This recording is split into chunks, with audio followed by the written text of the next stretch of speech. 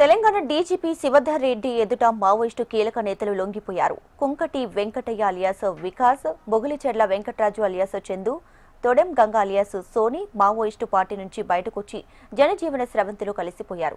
ఈ ముగ్గురు మావోయిస్టు పార్టీలో రాష్ట్ర కమిటీ స్థాయి నాయకులు. సిద్దిపేట జిల్లాకు చెందిన కుంకటి వెంకటయ్య 1990లో పీడబ్ల్యూడీ ఏర్పాటు చేసిన రైతు కూలీ సభలకు హాజరై అదే ఏడాది అజ్ఞాతంలోకి వెళ్లిపోయారు.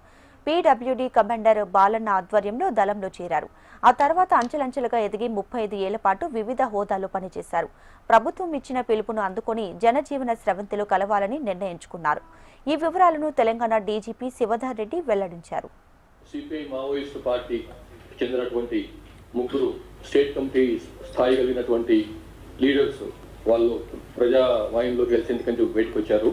సో వారు Kunkati Venkataiah alias Vikas, Mogilcherla Venkataraju alias Chandu, Todem Ganga alias Soni, ఈ ముగ్గురు స్టేట్ కమిటీ మెంబర్ ర్యాంక్ ఉన్నటువంటి వారు ముగ్గురు ఈరోజు మావోయిస్ట్ పార్టీ నుంచి బయటకు వచ్చి ప్రజావాహినిలో కలిసిపోతున్నారు.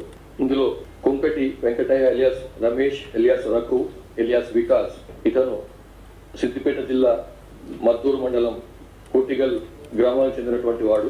1990లో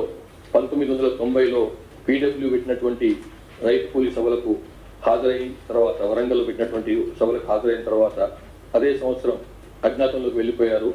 అప్పుడు బాలన్న అని చెప్పి చేరియాల దళం సంబంధించినటువంటి కమాండర్, పీడబ్ల్యూ కమాండర్ ప్రోత్సాహంతోనే యూజ్ అయినారు.